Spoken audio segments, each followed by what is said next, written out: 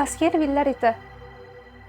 Tuman ichiga o'ralgan qadimiy mulk, tunning dahshatli sukunati va uvillash va qorong'ida qotib qolgan murda. Yuzida esa dahshatli qo'rquv. Bu oddiy o'lim emas edi. Charles Baskervillening murdasi tong otganda topiladi. Atrofida esa katta ulkan itning izlari. Shu paytdan boshlab Baskervillar haqidagi qandaydir afsona jonlanadi. Ya'ni afsonaga ko'ra Baskervillar oilasini qadimdan qandaydir la'natlangan arvoh sifat it ta'qib qilib yuradi va mana shu mish-mish odamlar orasida qo'rquvni uyg'otadi. Odamlar esa bu o'limni tasodif deb bilmaydi. Aynan mana shu la'natlangan it afsonasi bilan Baskervillar iti asariga boshlang'ich nuqta qo'yiladi. Siz birinchi bobdayoq afsona va haqiqat o'rtasidagi ziddiyatni ko'rasiz. Bu ziddiyatni Sherlock Holmes va Dr. Watson orqali juda ham chiroyli muallif ochib beradi. Asarning qisqacha voqealar ketma-ketligi shunaqa boshlanadi. Umuman, asar boshidayoq siz tugun bilan xuddiki boshlanayotgandek tushunasiz. Sherlock Holmesning qobiliyatini ochib berishdan boshlanadi. Ya'ni oddiy yog'och hassa orqali Sherlock Holmesning qanaqa o'tkir zehnli ekanligi ko'rsatib beriladi. Aynan mana shu yog'och hassa bo'layotgan paytda Dr. Mortimer kelib qoladi va shu bilan asarning ikkinchi bobi boshlanadi.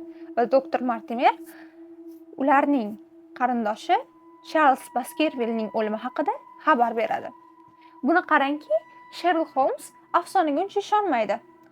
Dr. Mortimerning aytishi bo'yicha, ularning oilasini qandaydir it doim ta'qib qilib yuradi. Odamlar o'rtasida esa mana shu narsa qo'rquv uyg'otgan. Ya'ni qorong'u tunda qandaydir arvoh sifat it, u eng qizig'i o'zidan qandaydir nur taratadi. Ana shu it tun bo'yi doim odamlarni ta'qib qilib yuradi. Yana hamma oilani emas, aynan Baskervillar oilasini.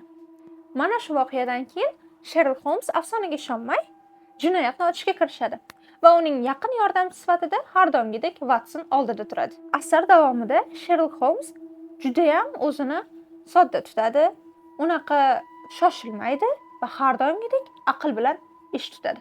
Yashirincha u Baskervillar oilasini kuzatishni boshlaydi. Ya'ni oddiy boylik tufayli mana shu o'lim sodir etiladi. Endi bitta savol tug'iladi shu yerda. O'zi afsonaning rostdan ham bu o'limga aloqasi bormi? Ammo Sherlock Holmes yashirincha kuzatuvlari natijasida murdaning qotili kim ekanligini aniqlaydi. Buni qarangki, qotil Baskervillar oilasining o'zidan chiqadi. Asar ko'proq Dartmur hududida jonlanadi. Ya'ni Dartmur qanaqa hudud edi? Muallif shu darajada zamon, makonni to'g'ri tanlay olganki, siz u yerda bo'layotgan jarayonlarni bevosita his qilasiz. Ya'ni Dartmur qanaqa hudud edi? Botqoqlik, qorong'ulik, doim tuman tushib turadigan va doim uvillashlar eshitilib turadigan joy edi. Aynan Sherlock Holmesga yordam bergan narsalar nima edi? Ya'ni Charles Baskerville o'lishidan oldin u Londonda yashaydi. Londonda qandaydir odam uni kuzatib yuradi. Va afsonani qanaqadir odam kuzatib yurishiga aloqasi yo'q. Bu bitta isbot. Ikkinchi isbot. Charles Baskerville o'lishidan oldin uning etigi o'g'irlanadi. Aynan mana shu etigi o'g'irlanishi esa bu aslida jinoyat ekanligiga yana bir isbot bo'la oladi. Va Sherlock Holmes shuning uchun ham bu afsonaga umuman ishonmaydi. O'z quloqlarimga ishonmay 1 yoki 2 daqiqa qotib qoldim.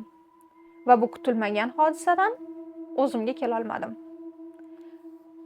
Aynan bu asarning botqoqlikdagi o'lim bobida siz juda ham bir qanaqadir g'alati hislarni his qilasiz. Negaki, aynan mana shu botqoqlikda siz kutmagan jarayonlar bo'ladi, siz kutmagan vaziyatlar bo'ladi va qotil mana shu bobda topiladi. Va bizdagi muammolar, ko'ramizki, hayotimizdagi muammolar bu asarda ham ko'rinadi. Ya'ni hayotimizda ham bor. Boylik ketidan aka-ukalar urushi, boylik ketidan kim kimnidir o'ldirishi yoki kim kimnidir ta'qib qilishi. Va Arthur Conan Doyle mana shu asarida boylik, mulkni keyinchalik nimalarga olib kelishini bizga juda ham chiroyli qilib ko'rsatib beradi. Va shuni ham aytib o'tish kerakki, hech qanday afsona, hech qanday qo'rquv aql va zakovatdan ustun emasligini ham ko'rsatib beradi.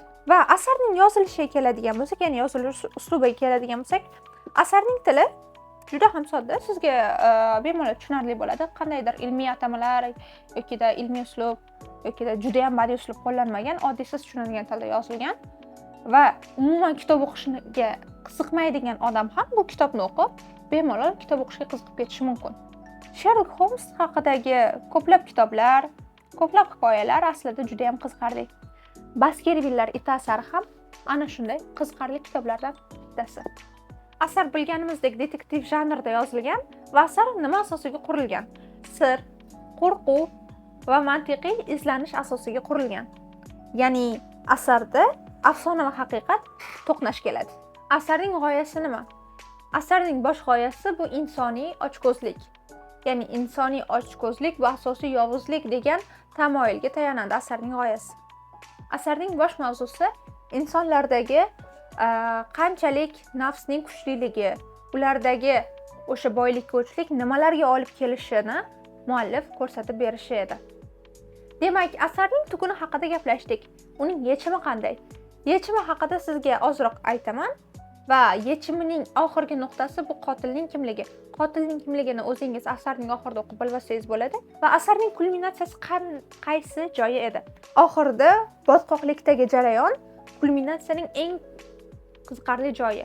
Ya'ni Henry Baskervil itdan qochayotgan bir vaqtda it o'ldiriladi. Kim tomonidan? Asarda o'qib bilib olishingiz mumkin. Endi bu kitob qayerdan olaman desanglar, yurtimizdagi barcha o'sha kitob do'konlaridan xarid qilsangiz bo'ladi. Agar siz Toshkentda bo'lsangiz, o'sha Toshkentdagi kitob markaziga kelib, kitoblar do'konidan xarid qilsangiz bo'ladi.